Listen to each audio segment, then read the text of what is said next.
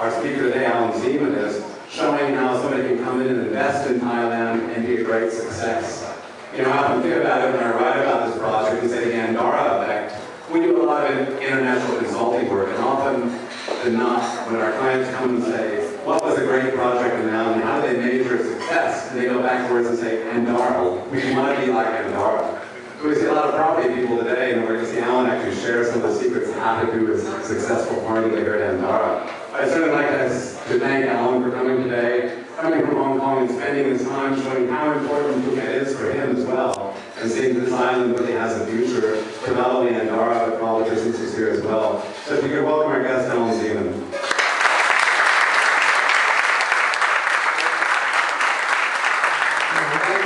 Thank you, Bill. You know, Bill's been after me for about 2 years to try and do this. I didn't really understand what he was talking about. AmCham, I didn't think there was that many Americans here in Phuket, but, and I know many of you are not Americans, but it's a great tribute to Bill. I'm here. Basically, I'll give you a background. For some of you know me, know of me, know my story. I'll give you a quick 10 minutes of my background and then tell you why I invest in Phuket, what made Andara, what makes it successful, what I think makes it successful, and what makes the thing that I do successful. My whole life, I started off, I grew up in Montreal, Canada, as a young man at the age of 8. My father died. I really only have one photo of me and him. That's my memory of my father. Because at 8 years old, you don't know what your father looked like. And basically, I'll just stand up here because there's people down there. Yeah, so basically, I decided at the age of 10 to start working because my friends were getting $1 Canadian allowance from their parents, and I thought I always liked money, I needed money. I came from a very moderate family, and so I started delivering newspapers, and at the age of 10, I was earning 35 Canadian dollars a week delivering newspapers in the morning before I went to school. My friends had $1 allowance. After that, at the age of 12, I decided I wanted to also work while I was going to school. So I was working in a steakhouse restaurant, cleaning tables on Friday night, Saturday, and Sunday, earning $25 a week. So I was earning $60 a week, basically, as much as my friends' fathers were earning in those years, more than my teachers. At the age of 16, I had enough money to buy my own car, and my teachers couldn't afford a car. I was the only kid in school with his own car, and all the girls following me, so that was the most important thing in my life at that time. But delivering newspapers at such a young age really taught me about business, and taught me the importance of tracking down your customer, collecting, being on time, delivering the newspaper on time, especially at a very, very young age. There was no internet, there was not the things we have today. And then at the age of 16, I left school and I graduated. I was in what they call the brain class, although I hated to study. But I used to challenge myself. I used to use my mind to write exams and use common logic, think out of the box. And that's something that prepared me for my future life, my future success.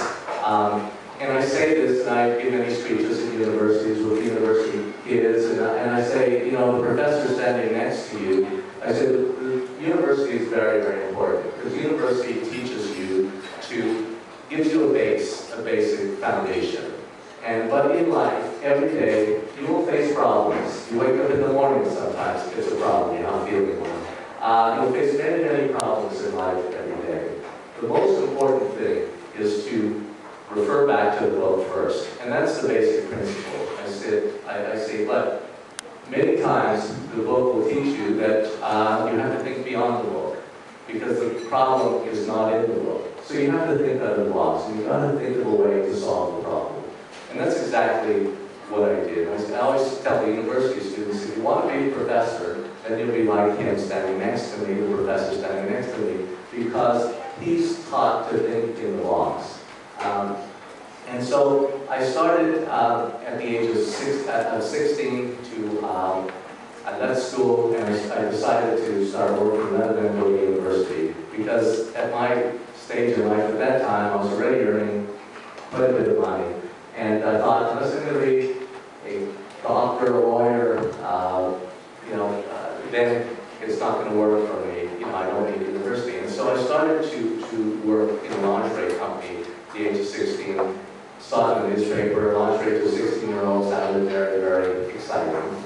And I decided to take the job there.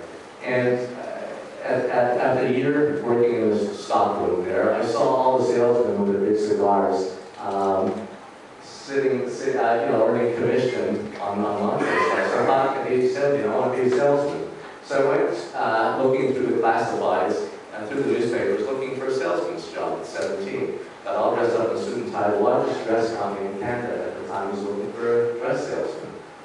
And so in my world, I thought, you know, what's the downside? I might tell a little white lie. Every criteria that the job wanted, I had the experience. I made it up in my mind that I had 5 years experience. I wasn't 17 years old, I was 23 years old when I went for the interview. I thought, what's the downside? In the worst way, they might decide not to give me the job, right? So I lost nothing. So, and then when they asked me what you do, I said, I sell ladies' lingerie. I wasn't, I was working in stocking. I said, and they said, well, on the other hand, how much are you earning? I thought a salesman can't say $65. They said $200. And that was like $1 million in those years. And they said, you know, I filled all the criteria for the ad, and they said, well, when can you start? I was dying in the chair. And I said, I thought it's not, at the age of 16, I thought it's not cool to say, well, I'll take the job right away. I said, let me think about it, I'll call you in the morning. So I was always cool. Called the next morning, and of course I didn't sleep that well that night. I called the next morning, and of course, I working in the company, I said, it'll take me a while to understand the difference between lingerie and ladies' dress. This was the ladies' dress company in Canada. So I was working in the company, and I started to watch what other salespeople were doing, other salesmen were doing. This applies to every industry.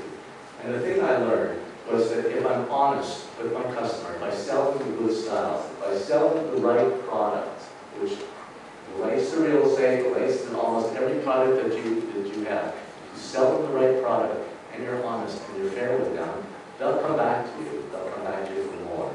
So at a young age, I started doing that. And while many salesmen were lazy because they were just getting their commission checks, they were selling and getting their commission checks, I was servicing my customers. I would tell my customers, well, this style has sold, and that style has sold, you haven't bought this. And so I would call them and service them. So I developed a very, very good relationship with all my customers.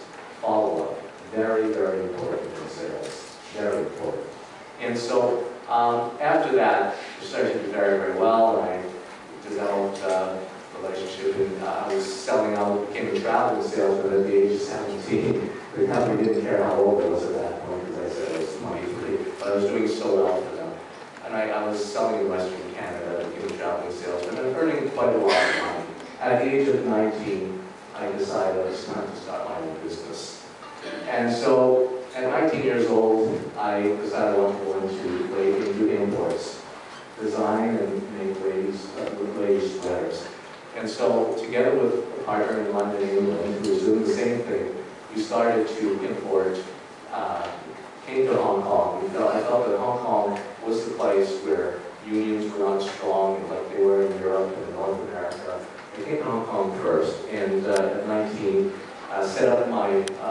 started to import ladies' sweaters, a company called CherngTalay. At the end of my first year in business, I had made $1 million Canadian profit, which was $1 million US at 19 years old. A lot of money for me from a rich family. I said, you know, I'm rich. So I sat down with the accountants at the end of the year. I said, I have a check for $1 million. He said, not so fast. I said, why? You got to pay tax. Tax. How much? It was 19-year-old. They said 50%. You know, Canada was 50%. I said, 50%? You're kidding. Who gets the tax? Socialized medicine, socialized this, socialized that. Somebody has to pay for it. I said, okay, so now I'm figuring 500, you know, $500,000. Still a lot of money to a 19-year-old. I said, okay, I'll have a check for $500,000. Not so fast again. Got to pay tax again. I just paid tax. That was corporation tax, and I got to declare dividend. And, you know, at a lesser extent, anyways, I think I wound up with $375,000, not $5 million. A lot of money to a 19-year-old. I was in Hong Kong, and I said, how does anyone get rich in this country? They said, everyone pays tax. So I was in Hong Kong on a bike trip. I said, what's the tax in Hong Kong? They told me 15%. About 15%? You're kidding. How many years are we going to make $1 million? May as well move to Hong Kong, put more, you know, have to earn so I put more in my pocket. And at that time, saying you're going to move to Hong Kong, it was 43 years ago, saying you're going to move to Hong Kong was like saying you're going to move to the moon. When I told my late mother I'm going to move to Hong Kong, she said, you're going to move to Japan? Because everything was made in Japan, nothing was made in Hong Kong. I said, no, that's China, that's Hong Kong, you know, that's Hong Kong. It's even worse, especially to, you know, a 19-year-old. In any case, I came to Hong Kong and set up a company called Kobe International, which was a trading company creating, selling clothing around the world, fashion clothing, working for many big offices around the world, retailers around the world. And that business was governed by quotas. So I was forced from Hong Kong to open up more offices around Asia and around the world. Once I started, when I sold it, we sold it about 15 years ago to a company called Form, which is the largest. We were the second largest. We built it up to such a huge extent. We had almost 40 offices around the world. Everything from China. I was in Hunan. My first office was 36 years ago in Changsha, Hunan. Korea, Taiwan, Thailand, Philippines, Egypt, Pakistan, India, Bangladesh, Mexico, Guatemala. We have offices all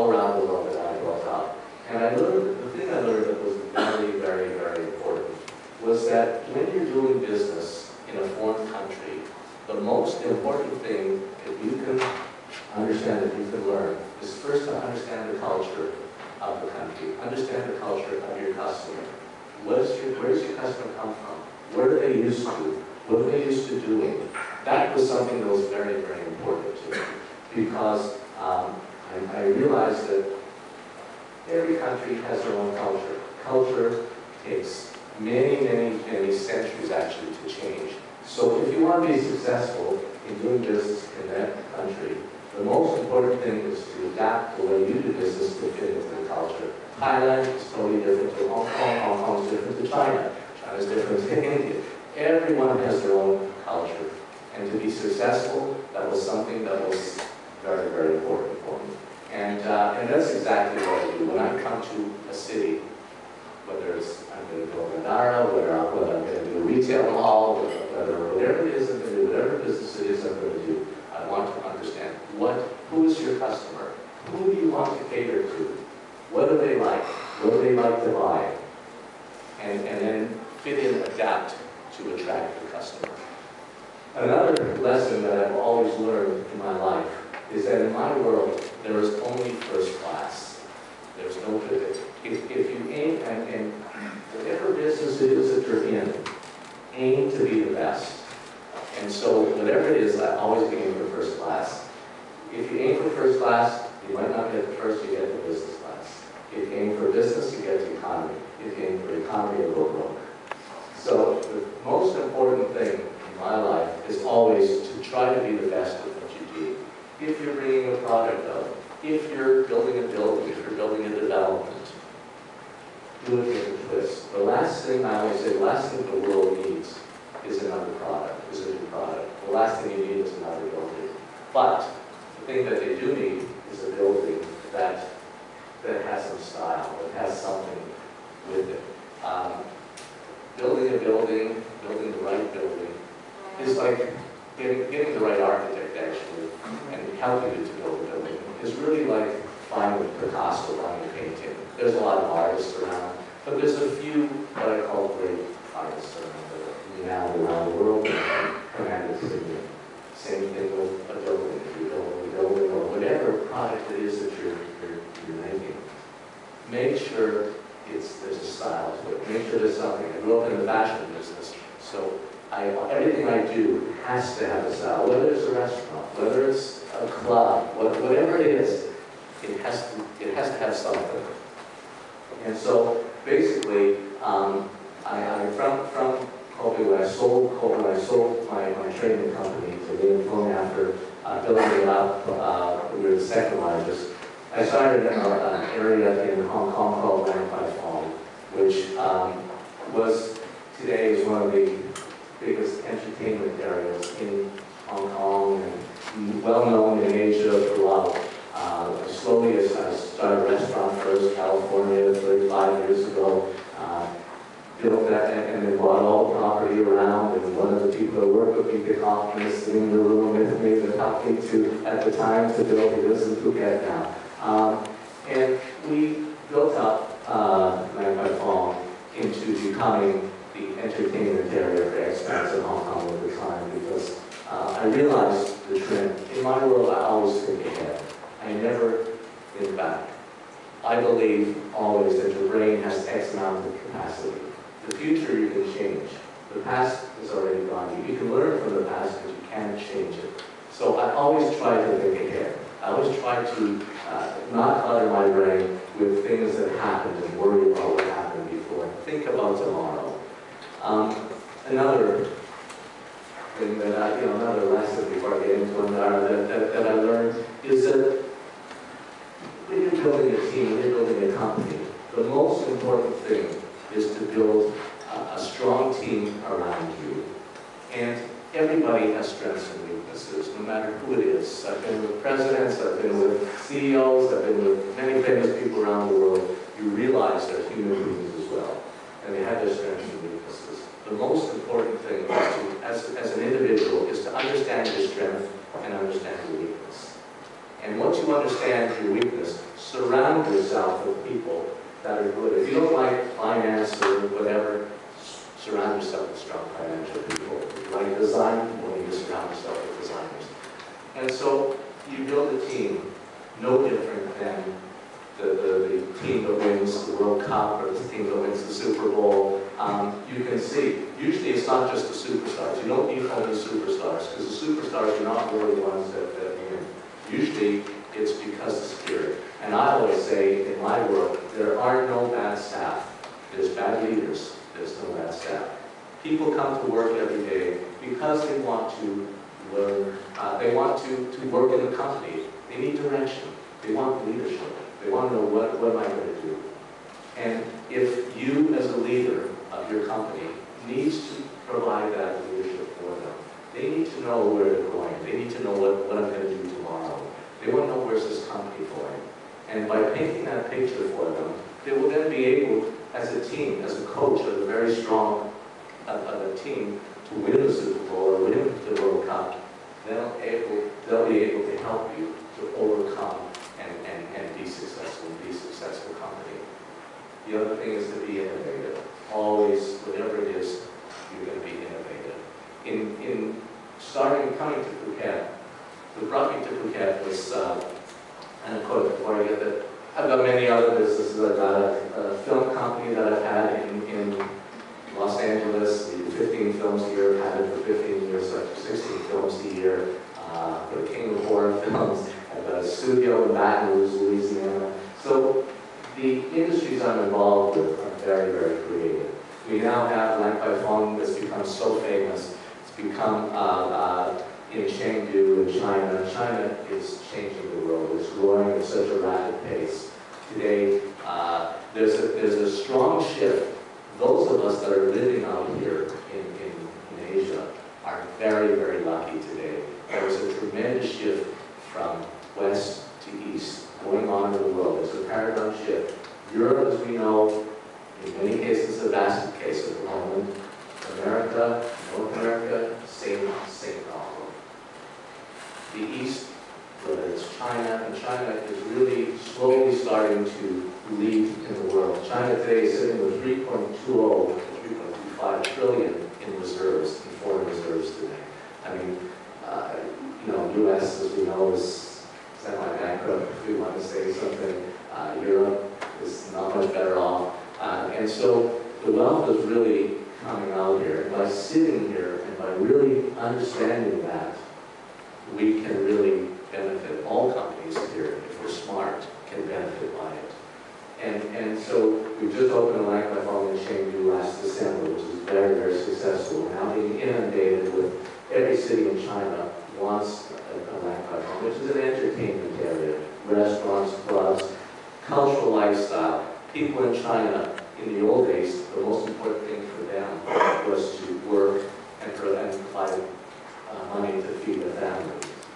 Today, they're already feeding their families, and so they're at the next level. They're now consumer spending, and that's what's slowly changing the world. They're becoming the tourist of choice. The way in the 80s, the Japanese were the tourist of choice. They were traveling the world. Today, it's the mainland Chinese. The last time I was here in Phuket, I saw one of the headlines saying that the #1 tourist to Phuket at the moment are the mainlanders. And that's more and more coming here. And it's not just going to be Phuket. They're traveling. If you go to Paris today, you just have to go to all the luxury brands, to Louis Vuitton or Hermes or wherever, Champs-Élysées. It's packed. The stores are packed. Lineups, queues outside, waiting to get in. Because with Chinese, it's about face. It's a face thing.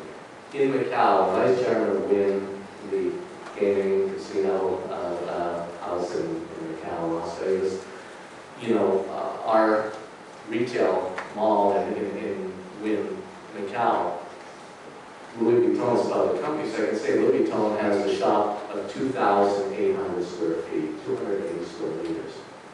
Last year, the sales in Wynn, Macau for Louis Vuitton were $85 million US on 2,800, just selling bags and shoes. Now, the crazy thing is, 30 minutes away across the border, they can just go and buy the same product, the fake, the copy, across the border. But no, they want the real thing. They won't go across the border. The fakes are for the foreigners. The Westerners, they're the ones that buy the things, not the Chinese. They want the real things. It's about now, it's about face, it's about knowing that they have money now, they have consumer spending, and they will be the customer of choice, whether it's Phuket, whether everywhere in Asia. Slowly, they're now starting to buy property in New York. There are a lot of people in London, all over. They're fanning out all over to slowly start to buy property outside. And of course, China, they've driven Hong Kong, they've driven the property market to crazy, crazy, crazy numbers right now in Hong Kong. And so basically, what brings me back to Andara here, to Phuket, I've been coming to Phuket more than 20 years. And I've always been enchanted with this island. There's a magic here. There's the culture of the people, the Thai culture, the food, the beaches, the weather, the natural environment. I say this place is blessed. I've always said one of the best places in the world. And basically, I remember about 8 or 9 years ago, I just developed pneumonia in Hong Kong. I was supposed to go skiing. We had a ski house. We also own hotels in Whistler, the ski resort. We own part of the Four Seasons Hotel there. And I was supposed to go skiing in Whistler. And I had pneumonia, and I said, you know what, I'm not going to go skiing. I'm going to come to Phuket. And I came here, and I just thought, wow, I love, I hadn't been here for a while. I love this place. And I decided to look for some land. And basically, for those of you that know my house, CherngTalay, just above Venice Beach, I was looking around, and there was a piece of land that was for sale, but it was for sale, a friend of mine said, but it was owned by a guy in Bangkok. And so, a Thai in Bangkok who owns the Bangkok Hotel. And so I called him and I said, I hear this, we have some land for sale. He said, oh, who told you that? I said, well, friend was so-and-so. He says, oh, it's not for sale. And the typical Thai way, I said, oh, it's not, I'm sorry, I thought it was for sale. And he said to me, it's owned by me and my wife and my family, my brothers and sisters and all that. I said, oh, okay, well, if it was for sale, what would the price be? And he said, obviously, he came with, he took a crate. At that time, I think everything was selling for about $7 or $8 million line here in Phuket. Well, he came with $25 million right? And it was an unheard of price at the time. And I said, "Are you kidding?" I didn't really understand why it was $25 million, but it sounded like a lot of money to me. And so then, once you're a dealer, once you're a salesman, it's the art of the deal that started. So it was now, I didn't care about the land, it was now about getting this deal done. And so we started negotiating over the phone. I thought, on this Chinese style, how about if I do, if I offer you $17 million, you know, thinking it's $8 million on the island. And no, it's not me. I had to consult with brothers and sisters and all that, for the future generations. It was about, I want to build a house for myself, and even if I overpay, I need to put something very nice. So it doesn't really matter what you're paying for the land. What matters, but if it's for yourself, and it's not for resale, go for it. And especially I was in a position to do it, and so I paid everything. I couldn't even get one baht for discount. And so I paid for it. And I sat down, and I took one of my interior designers from Hong Kong on my phone. And I had never been, Australian guy, had never been we'd been here once or twice, but really didn't really know about, he's not really an architect, he's an interior designer for restaurants. And I took him here. And I just wanted to show him the beauty, and thought, well, we'll build it together. I always did have, whether I was in fashion or whatever industry I was in, whether it's film, whatever industry I'm in. I'm not a filmmaker, I'm not an architect, I'm not a designer for clothing, but I'm the inspiration. I can work with them, I can tell them what I want. I can't draw, but I can say what I want. I know how to put it together. So I worked with him, and I told him, and we stayed at Allan for a few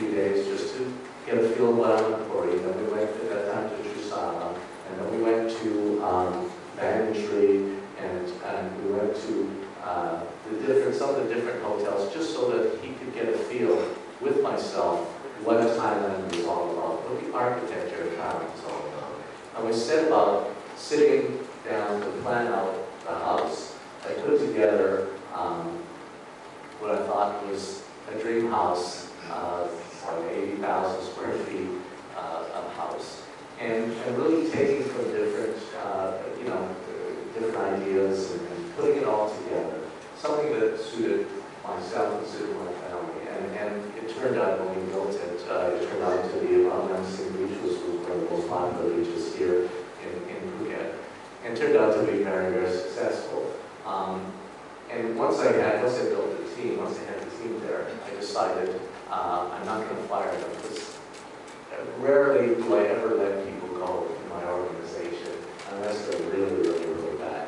And so I thought to myself, well, I've got a good team that we've built up now that built this house.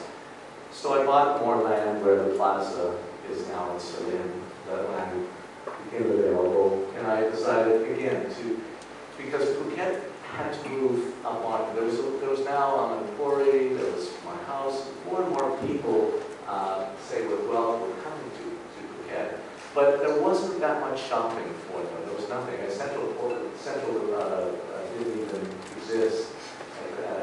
He was doing his project, so I just felt there was not enough things. So it was an experiment. Small mall, small shopping center, put a few different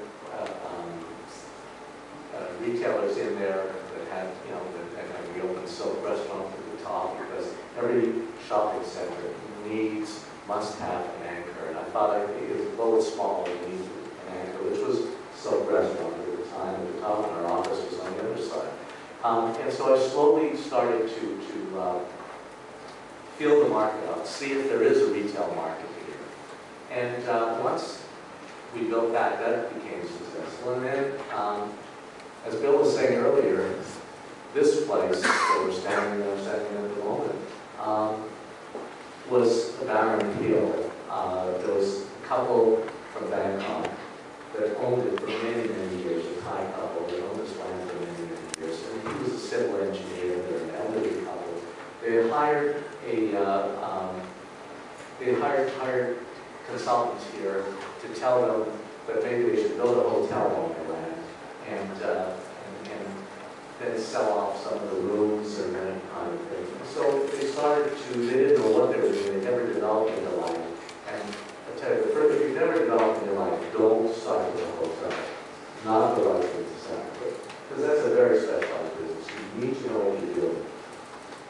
And so they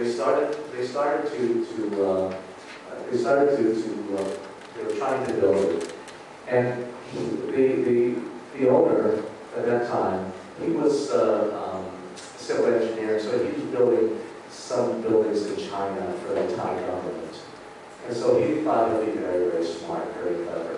He decided that he would bring in, rather than use local contractors, he would bring in China State because they were cheaper. And so you now had, as we all know, those of us that are developers here, you know how difficult it is working with local contractors. You can't imagine how difficult it's going to be bringing in Chinese contractors and from mainland China. So China State was here, and it was a mess. I mean, the structures were half built, it was building on the mountain and all that. It was really very, very messy. And so they called my office, they called Apple in my office and said, would you be interested with Allan Zeman, because we'd be interested to buy this land. I knew I used to pass by sometimes, but never really knew what it was, so I thought, well, go and take a look at it. And so I came up here, and the first thing, as soon as I went up on the hill and saw that, what I call billion-dollar view, I thought, my God, this is amazing, this is just beautiful. And one thing I've learned when you're building, land is land. You start off with a barren piece of land everywhere. It's what you put on the land that gives it creativity. And that's all up to a taste level. And that's working with designers or working yourself or whatever. Because I've seen the best pieces of land when you have a perfect example here. Just a few doors down, you got a lot of what I consider a lot of crap. Same view.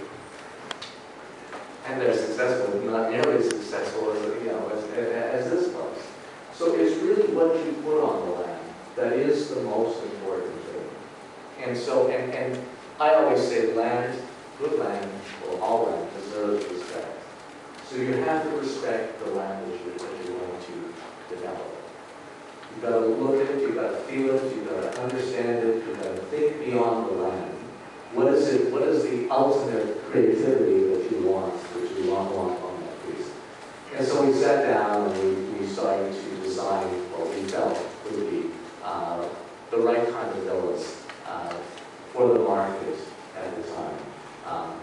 And we built a few show houses first.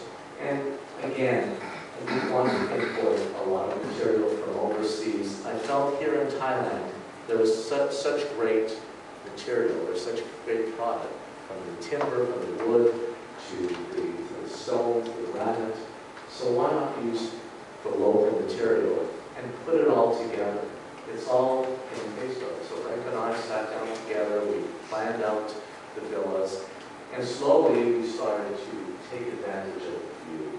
When you're building, look at what are you going to see? What's the customer going to see? And the thing I do, whatever business I'm in, I always think of myself as a customer, not as the owner. If you think of yourself as the customer, then at the end of the day, you'll say, well, yeah, this looks okay, I might buy it. If it meets your standard, then you've got a shot. If it doesn't meet your standard, it doesn't have a shot. The other tip that I can give you is don't just depend on an architect, on a designer. Because, as I always say, architects, and we might have many architects here, but architects give birth to the baby, then leave the developer to bring up the child. Because they walk away. They design it, it's good on paper, they show it to the developer, he doesn't really get into it, he doesn't really know. It gets built and it's wrong. He gets his fee and then he's out of here, he's gone. The developer then is left with the baby, trying to bring up the child. When if it's good, it's successful. If it's not good, you're left with it and then it's too late. So I always say, as a developer, do yourself a favor. Think about what it is. Work it in your mind. You're the customer. Is it going to satisfy your needs? Is this what you need? Who is the customer that I'm trying to attract? Who am I trying to fit in to this project? And if it's a 5-star customer, then everything about it has to be 5-star. If it's 3-star, then it has to be 3-star. Nothing wrong with being 3-star. It can still be the best of all the 3-stars. Because there's a 3-star customer, there's money in 3-star. Walmart taught. One thing I learned in the fashion business for Walmart, when Walmart first started, it was Sam Walton who started Walmart. And it was, for those of you who don't know Walmart, it's one of the most successful retail chains, low price in the world today. And when Sam Walton first started, he was in a small town, Bedfordville, Arkansas. And he realized that the farmers had a lot of money where he lived. But there was not a lot of shopping department stores, there was not a lot of shopping for them. So he decided to build a low-end shopping mall to suit the farmers, because they had money and it was all under the mattress. And he wanted to get it out of the mattress. But the thing that he did, he learned to teach to treat the customer with respect. And so even though it was a low-end department store, he put a doorman on the door. And so when people came, even though there was a low-end budget customer, when they came to Walmart, somebody opened the door for them, a guy dressed up in uniform, and he said, welcome to Walmart. And when he finished shopping at Walmart, he said, thank you for shopping at Walmart. And what happened was he made the so-called low-end customer feel like $1 million. Suddenly, when everybody else used to, I don't want to say S all over them, he made them feel like they were somebody, they were important, and every customer is important. So even though it's a low-end customer, it doesn't matter. You can make today, it's one of the most successful retailers in the world. And so the point is that whatever it is you're going to build, whatever it is you're going to do, make sure you're the best at it, make sure it has a taste level, and make sure that you yourself will buy this food. And so we built Andara, and we then put together as well a sales team, working with our own in-house salespeople and agents today, it is very, very, very important. In real estate, don't try to do everything yourself. The agents are the lifeline because they get a lot of traffic every day.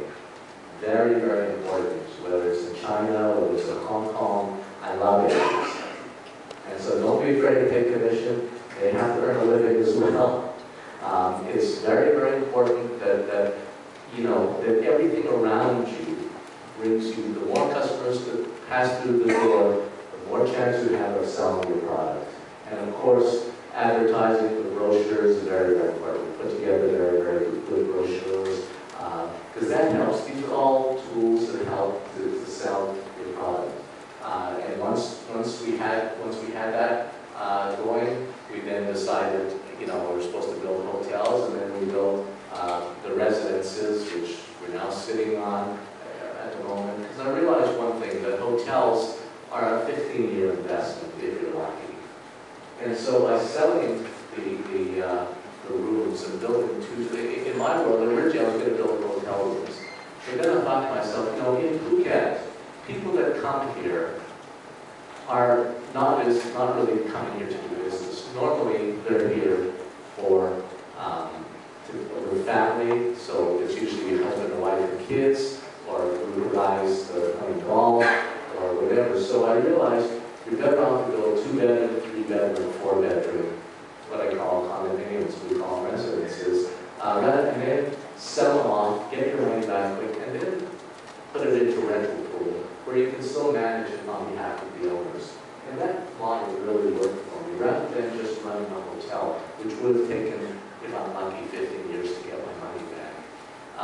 And so these are just different innovative things that, you know, it's not from experience, it's just looking at things and thinking out of the box, thinking of different ways to get to the bottom line. I always say everybody has a different way to get to the bottom line. They're all right, as long as they make a profit. And so basically that's what we did. We built Andara, and we put together a very, very good team. The most important thing when you're building, as I say, when you're building a team, is the hospitality. In the hospitality business, I've had many restaurants all my life. Make the staff feel happy, feel comfortable. If the staff are happy, the guests will feel it. If the staff are unhappy, the first thing they know is that they can feel immediately, and they know there's something wrong with the place that they're staying. So make sure, in hospitality business, make sure that the staff are happy. Build facilities, back of the house facilities for staff. Very, very, very important. Everything we do, we try to design it in a way, the offices for them, design it in a way that are no different than what we're sitting in at the moment. Because if the staff is comfortable, if they're happy, they'll do the job for the guests and make everybody else happy. And Andara, from day one, we've sold everything out. Today, Andara, we have no villas left.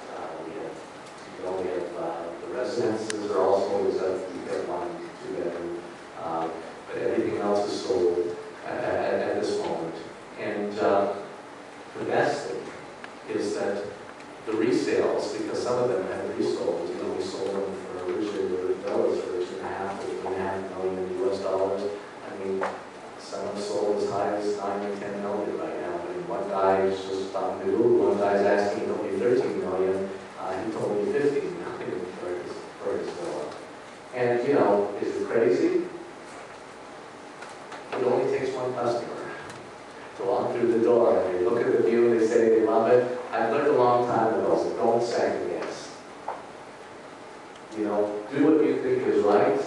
I might think he's crazy, or some people say he's crazy, but at the end of the day, it takes one customer, and that moves the price up. Same as the 8, 9 million, and $10 million sales that happen in the villas, and I'm happy for all of the people that have bought and have resold, because the best thing you can do with real estate is have a satisfied customer.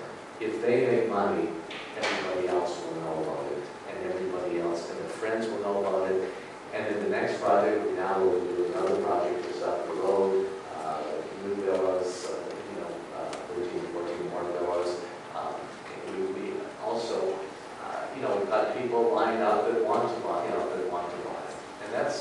that is very important.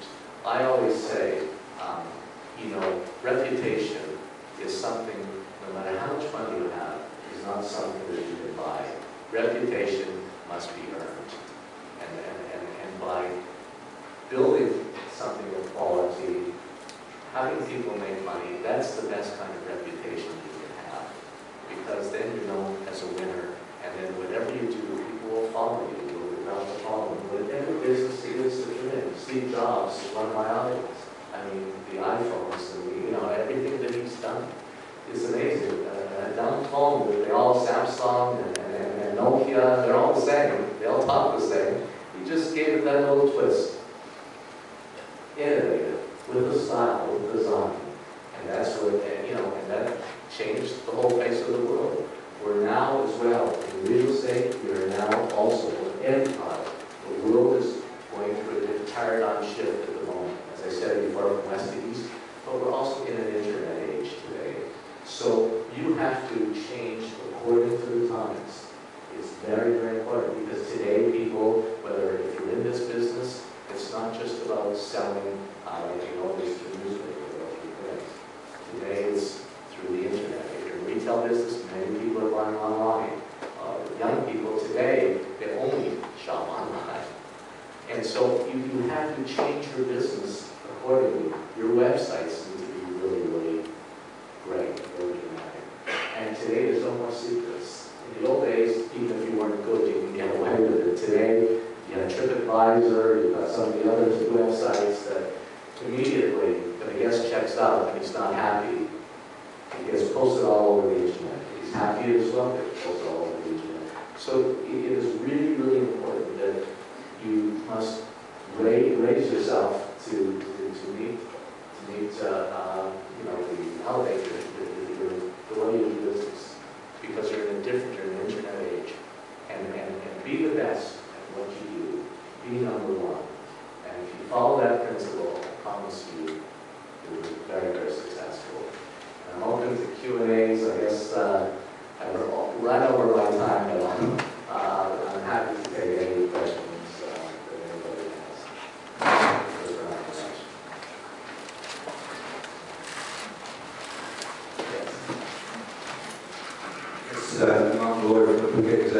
With the this is such a success, is there going to be an Andara too? Okay, there is such a thing as not overdoing it. It's because you want to keep some exclusivity. And so if you make it too big, of course I'd love to just keep expanding Andara and CZ and whatever. But no, I mean, what it is, the owners that bought deserve to keep it at the size that it is. But we will be doing a sister to it called Andara, and that hopefully is down the road. We're just at the process of now getting all the land registered and doing all the necessary requirements that the Thai government forces you to do. And so we're that at the moment. We'll be doing that. We're also, as well, we will be building a new plaza across the road from the present Plaza Surin. We'll be building a bigger plaza now, just about 500 meters down the road across the street. It'll have 54 shops. We'll have a restaurant on top. It'll be very, very nice. There'll be glass lifts, glass elevators. There'll be escalators. Something that you don't really see here on outdoor malls, but we're going the whole 9 yards. I believe it'll be another very, very special landmark here. And again, the idea is to really rent out to, it's not all about the hardware, it's about the software, especially in retail. So try to bring in a good sense of retailer here, really to the Surin area. Surin already, and Kamala already has a great population, and this whole area is really upmarket and really expanding. So the idea is we'll start that hopefully in the next few months. We have the land secured. We're just finished the design, and we're just finishing out getting the pricing on the construction, but that'll be going ahead. And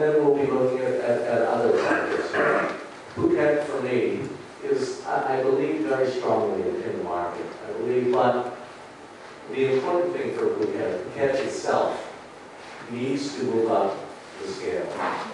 The biggest problem Phuket has at the moment is as many cities, it's very successful, becoming much more successful. The biggest problem we have is that, number one, when immigration, when people first arrive at the airport here, we need to increase the airport size. We need more immigration officers because first impression to me, I sit on the board in Hong Kong with the government and China.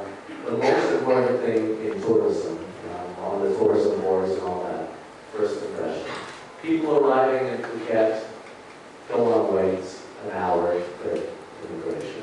People leaving don't want to wait an hour because that leads it's first impression and last impression. And so that, and I tell all governments, it is so important to really make that user-friendly, make that easy. That's one thing. The second thing is, I believe governments here, the planning could be better than it is. The overall planning for the whole island. I believe, many cities where we have good planning have great potential. Here, in spite of ourselves, we've got the weather, we've got, we've got Mother Nature that's so good to Phuket. You've got the Thai culture, and whether you want to love it or hate it, one day they want to kill themselves, the next day they love each other. It's just the whole place really is wonderful. But the planning is really important. You need some very good, what I believe, 5-star hotels, brand names. Because brand names give it the recognition, and brand names feed on brand names. So if you have a Four Seasons, or you have some of the other brand names and hotels here, then you get the retailers. They have more confidence because they build more customers. And so, and I understand all the problems with with land, with foreigners owning the property and all that. But there's ways around structuring. Make it, don't be afraid. Make it friendly, make it business friendly. You can grow this place. The other thing that once people are here, I don't believe that besides the beaches and the water, I don't believe there's that much for them to do. First-class water parks, marine parks, and not just another marine park. I know the problems that just, someone wanted to do it, but there's ways. You need professionals, world-class. You need a few world-class places here. Do it right. Not many, you don't want to overkill it. I was asked earlier in an interview, I think gambling should be here in Phuket. Personally, we're in that account. I think it would be a real mistake for Thailand. It brings a lot of social problems with it, as we've seen in Singapore with cattle gaming.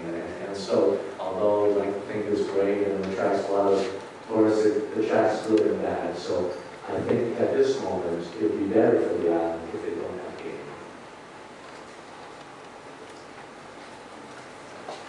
Okay.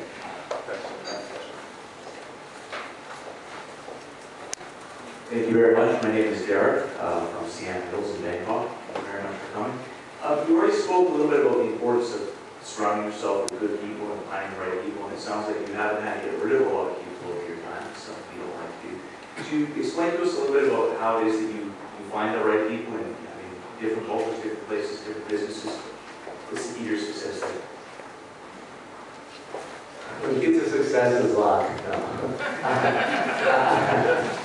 You make your own luck. Basically, when you're looking for someone, as I said earlier, understand your strengths and weaknesses. Understand who it is that you're looking for, and what kind of person you want. What are the qualities that you're looking for? Once you bring that person, I've never found the candidate that just knows everything and comes in as the answer to all your problems.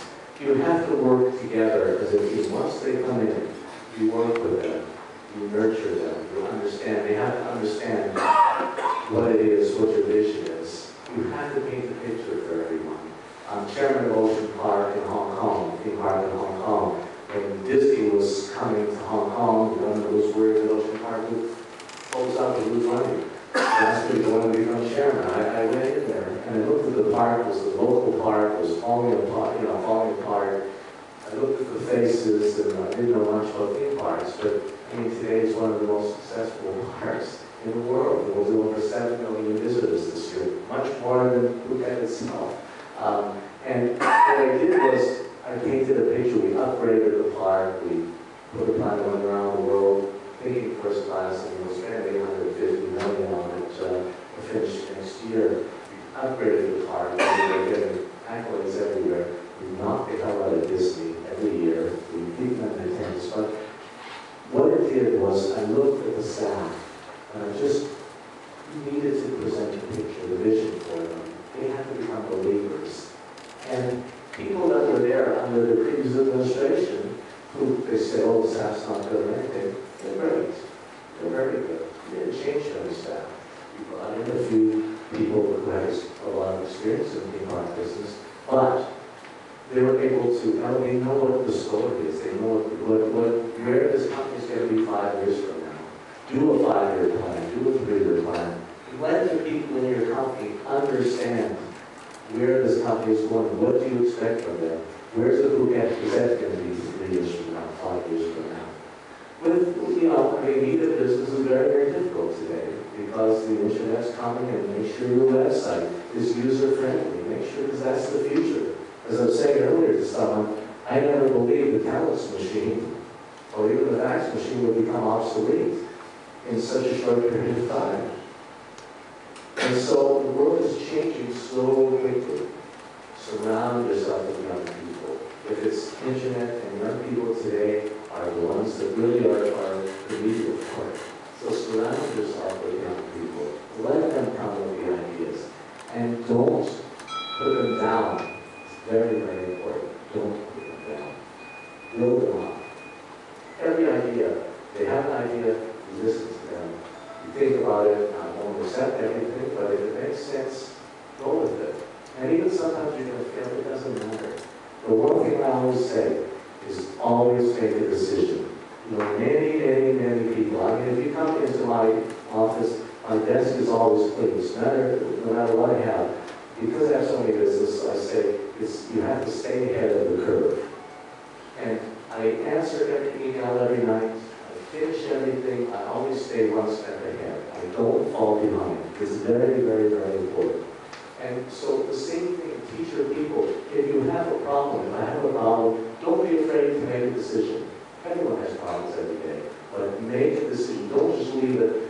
The companies that get into problems is where the CEO or the boss has a problem, doesn't want to face it, puts it in his desk.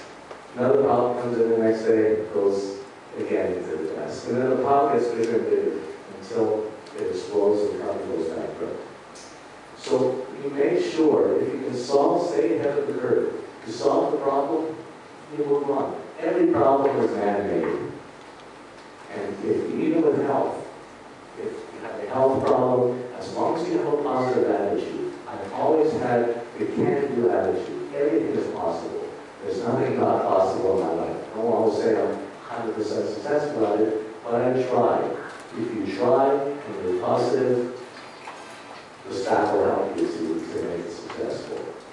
And that's the way I do. So no matter who it is that you get in as a staff, you work with them and you mold them, and generally you'll be able to have a good team around you.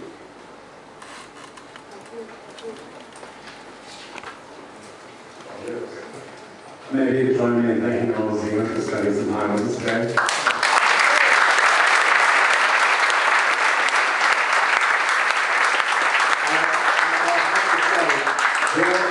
He's one of the most persuasive people. He's the guy that I would hire. He's one of the most persuasive people around it. I'm sure with him here as the head of AmCham, is that it? Are you the head of AmCham? Co-chair person. Okay, well, co-chair, whatever. I'm sure AmCham will go from strength to strength. And it's great, especially for an island like Phuket. I never realized there's so many business people here. But obviously there's a very, very strong community here. And so I'm sure that this place will go from strength to strength. Thank you. Just some housekeeping items. I think we'd also like to thank the staff of Andara, certainly Daniel Murray, who didn't know what he was getting into. And everybody else.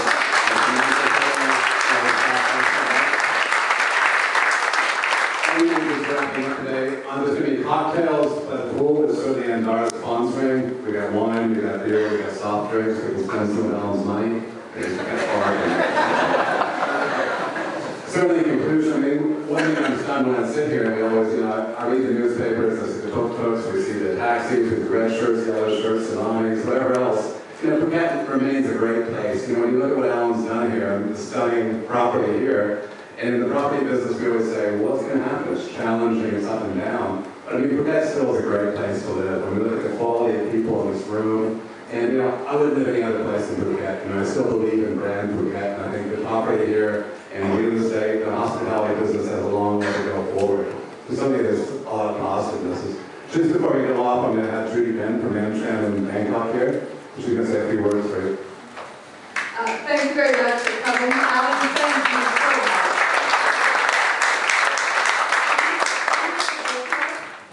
I think I get that all the time. that should be your next step. Especially in Hong Kong, because in Hong Kong I can't, literally I walk in the street and everyone wants to stop and take pictures with me. But maybe one day.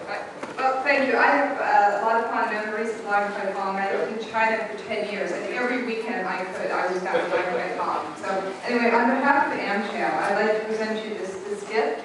Okay, I hope it's cash. We only accept cash. We only advertise cash. Thank you. My thanks also to Daniel and the staff and Andara for putting up with us today. Bill and John, thank you very much. You're the ones who are really driving this and making it a success. I do want to mention some other upcoming AmCham events for those of you who are AmCham members. We are going to start to do live stream webcasts of some of our AmCham events in Bangkok. We have two upcoming that you may find of interest. On September 29th, we have Allan Zeman, who is actually the president and CEO of Ford Motor Company. He's going to be in Bangkok, and we're going to have a lunch, and we'll do that over a live stream. And then October 10th, we're going to have a U.S. personal income tax seminar. We'll have people talk. Sorry about that. Sorry about that. You're Canadian. You don't have to work. Chinese. Okay, well, unfortunately, U.S. citizens have to file taxes no matter where they are. So, yeah, the bad news is you have to do it. The good news is we're going to give you some tips on 2011 tax planning. And that's going to be a lunch on October 10th. For those of you who are members, we have recently brought down your 2011 membership directories and an Oxford Business Report that you can pick up when you leave. And if you're not a member of AmCham and you're interested, we do have some membership information here. I need to reiterate that we are not for Americans only. Of our almost 700 companies are in Thailand, 35% are non-American companies, and 75% of the people who belong to AmCham are not Americans. So we're open for all nationalities. If you have any interest in learning more about the chamber, you can certainly see me afterwards, or one of my staff can give us some information. But thank you all for coming. Thank you, and enjoy your evening.